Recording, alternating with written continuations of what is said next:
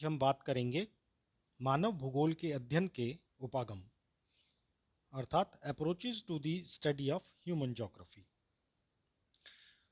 जैसा कि हमने जब मानव भूगोल की परिभाषा पर बात की थी तो हमने बताया था कि मानव भूगोल में बेसिकली मानव और पर्यावरण के बीच होने वाली जो अंतःक्रियाएं हैं और उन अंतःक्रियाओं से उत्पन्न जो सांस्कृतिक तथ्य या भूदृश्य उत्पन्न होते हैं उनके अध्ययन को मानव को केंद्र में रखते हुए अध्ययन किया जाता है। इसके साथ साथ मानव भूगोल में जो प्राकृतिक या मानवीय तथ्यों के वितरण में पाए जाने वाली जो असमानता है उसका भी स्पष्टीकरण करना होता है। और मूलभूत जो बात है वो ये है कि ये स्पष्टीकरण क्यों करना पड़ता है, क्यों अध्ययन करना पड़ता है कि असमानता क्यों है, ताकि जो क्षेत्रीय असंतुलन है उसको कम किया जा सके और मानव कल्याण को अधिकतम किया जा सके। अर्थात मानव भूगोल के अध्ययन का जो केंद्र बिंदु है वो मानव समाज है। इसीलिए मानव व्यवहार का जो विश्लेषण है वो भी बहुत महत्वपूर्ण हो जाता है। किसी क्षेत्र विशेष में या पूरी की पूरी जो पृथ्वी है उस पर जितने भी भौगोलिक तथ्य हैं उनका अध्ययन भी मानव भूगोल के अध्ययन का एक प्रमुख पक्ष है, क्योंकि जो भौगोलिक तथ्य हैं उनका मानवीय तथ्यों पर प्रभाव पड़ता है और मानवीय तथ्यों का भौगोलिक तथ्यों पर प्रभाव पड़ता है। अतः मानव भूगोल के स्टडी करने के या अध्ययन करने के कई उपागम हो सकते हैं जिनमें हम अलग अलग विधियों का प्रयोग करते हैं। मुख्य जो उपागम हैं वो हैं पारिस्थितिकीय उपागम अर्थात इकोलॉजिकल अप्रोच, स्थानिक उपागम या इसको हम क्षेत्रीय उपागम भी कहते हैं, स्पेशल अप्रोच। स्पेशल जो अप्रोच है उसमें हम क्षेत्रीय उपागम कहते हैं। फिर है बिहेवियरल अप्रोच या व्यवहार परक उपागम। फिर वेलफेयर अप्रोच जिसको कल्याण परक उपागम कहते हैं, तंत्र उपागम या सिस्टम्स अप्रोच।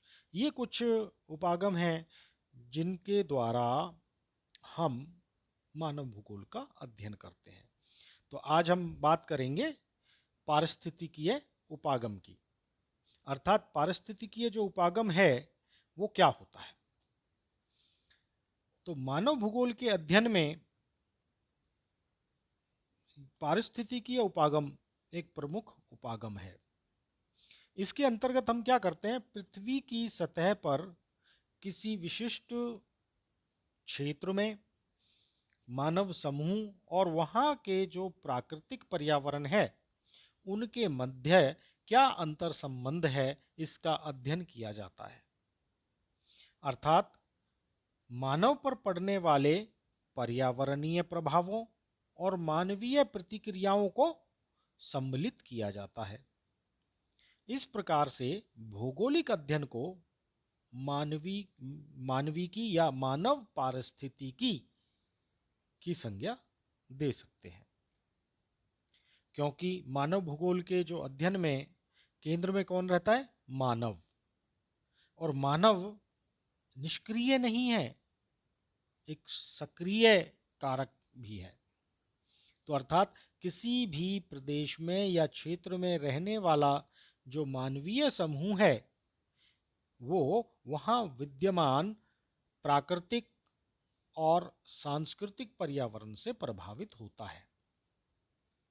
अनेक प्रकार के प्राकृतिक और मानवीय तत्वों का प्रभाव अर्थात सांस्कृतिक तत्वों का प्रभाव मनुष्य के हर चीज पर पड़ता है। जैसे मनुष्य के खान पान पर, उसके पहनने वस्त्र जो वो पहनता है, या रहने के लिए आवास,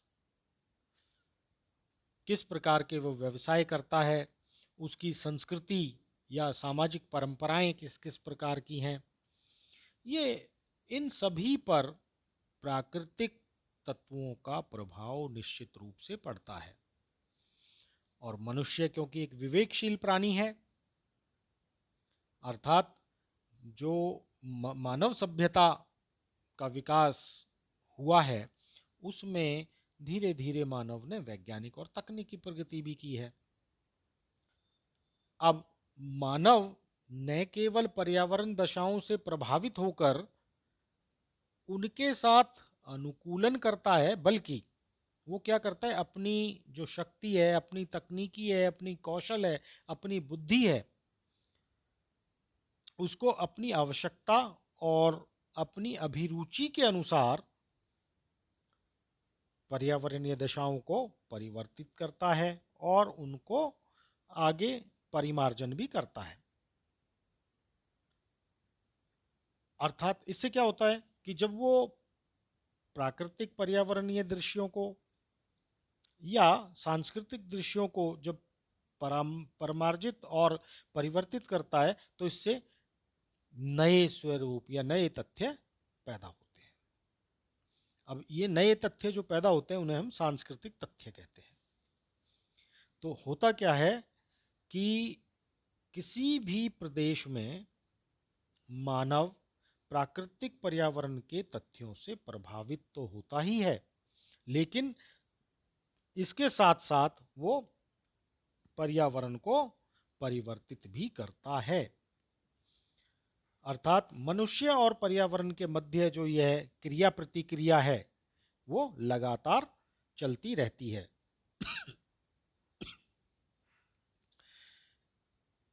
और ये जो क्रिया प्रतिक्रिया है, ये निर्भर किस पे करती है? देश पर, काल पर, वहाँ की सभ्यता के विकास पर, वहाँ की संस्कृति के विकास पर, कि वो, और इस प्रकार मानव पर्यावरण की जो पारस्परिक अंतःक्रिया है, वो पारिस्थितिकीय उपागम कहा जाता है। या हम कह सकते हैं कि मानव पर्यावरण की पारस्परिक अंतःक्रिया के अनुसार विकसित विभिन्न भौतिक या भौगोलिक प्रतिरूपों के विश्लेषण तथा व्याख्या करने की विधि को पारिस्थितिकीय उपागम या इकोलॉजिकल अप्रोच कहते हैं। तो पारिस्थितिकीय उपागम के अंतर्गत अध्ययन का जो प्रमुख उद्देश्य यह स्पष्ट करना होता है कि किसी प्रदेश में मानव को वहाँ के प्राकृतिक तथा सांस्कृतिक पर्यावरण ने किस प्रकार और किस हद तक प्रभावित किया है। और साथ ही साथ ये भी विश्लेषण करना होता है कि मनुष्य ने अपने ज्ञान, तकनीक, अपनी क्षमताएं, बौद्धिक क्षमताओं के उपयोग से अपने पर्यावरण को किस प्रकार और किस हद तक परिवर्तित किया है। इस प्रकार यह उपागम किसी प्रदेश के मानव वर्गों द्वारा अपने पर्यावरण से अनुकूलन करने की विधि और मात्रा के साथ ही पर्यावरणीय समायोजन की व्याख्या को भी सम्मिलित करता है। शुरू शुरू में 1922 में अमेरिकी भूगोलवेत्ता संघ के अधिवेशन में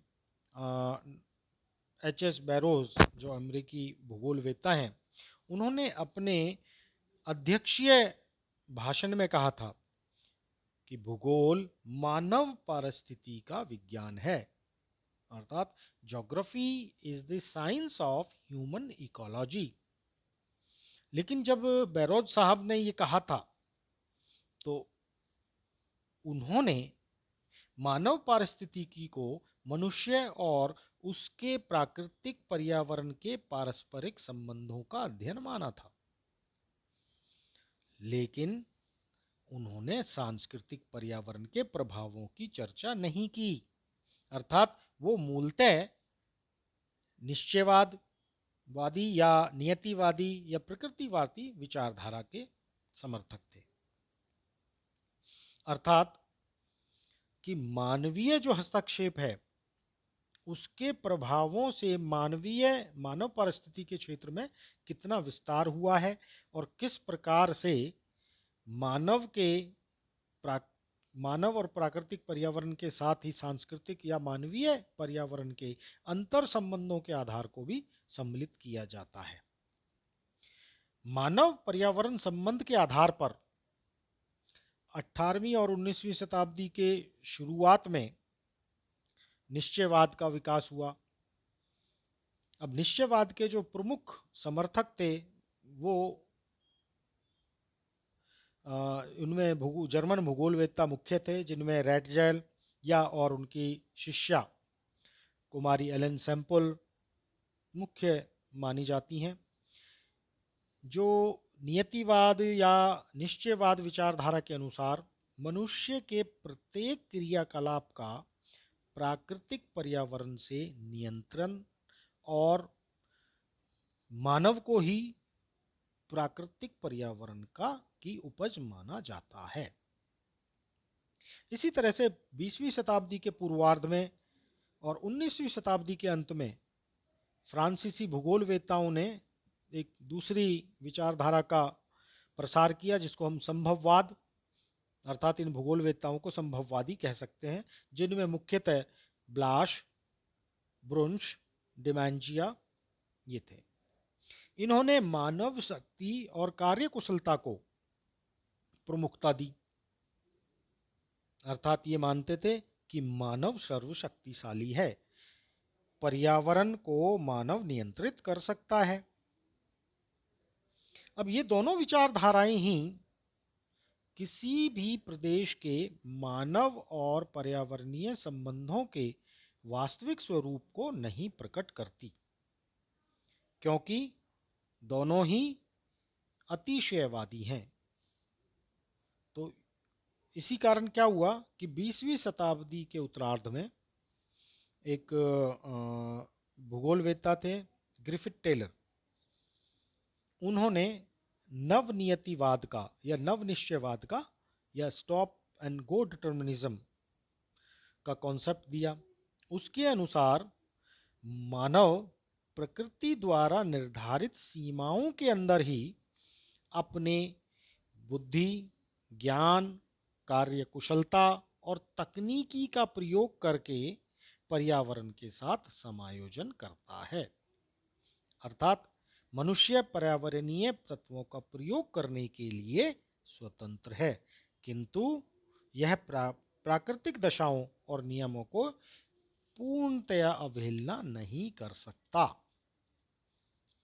अर्थात वो है मानव पर्यावरण के साथ कदम से कदम मिलाकर चल सकता है, पर्यावरण से के अगेंस्ट नहीं चल सकता और ना ही उसके अधीन रह सकता है। मानव भूगोल के प्रत्येक तथ्य के अध्ययन में पारिस्थितिकीय उपागम एक महत्वपूर्ण विधा है। इसके अंतर्गत किसी तथ्य के क्षेत्रीय वितरण या क्षेत्रीय वितरण प्रतिरूप को विभिन्न प्रकार के भौतिक तथा सामाजिक सांस्कृतिक कारकों किस प्रकार से प्रभावित करते हैं या प्रभावित करने वाले और विश्लेषण इसी उपागम के अंतर्गत किया जाता है। जैसे हम उदाहरण के रूप में ले सकते हैं कि मानव की जितनी भी क्रियाएं हैं, आर्थिक क्रियाएं हैं, जैसे आखेट करना है, कृषि, उद्योग लगाना, व्यापार करना या खनन करना, इनके जो वितरण प्रतिरूप हैं उनको मानवीय तथ्य और भौतिक तथ्य दोनों ही प्रभावित करते हैं। तो इसी प्रकार से अगर दूसरा उदाहरण लें कि विश्व में या किसी क्षेत्र में जनसंख्या के वितरण और घनत्व को कौन कौन से कारक, चाहे वो मानवीय कारक हैं जिसमें सांस्कृतिक सामाजिक कारक हैं, आर्थिक कारक हैं और भौगोलिक कारक या भौतिक कारक, उनकी व्याख्या कि क्यों अंतर है मानवीय जनसंख्या के वितरण में जो अंतर है उनकी व्याख्या करने के लिए पारिस्थितिकी उपागम से लिया जाता है। इसी उपागम का विषय है कृषि उद्योग आदि के स्थानीयकरण, या नगर का नगर बड़ा है तो क्यों है, घर किस प्रकार के बने हुए हैं, तो इनके कौन से कारक हैं जो नगर के बढ़ने, विकास करने को नियंत्रित करते हैं या प्रभावित करते हैं।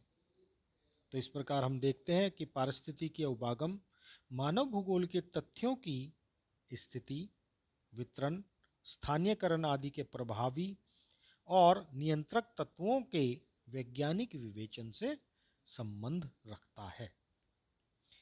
ठीक है, अगली क्लास में हम करेंगे दूसरी जो अप्रोचेस हैं, जो क्षेत्रीय उपागम है या व्यवहार परक उपागम है, कल्याण परक उपागम है और तंत्र उपागम है। ठीक है।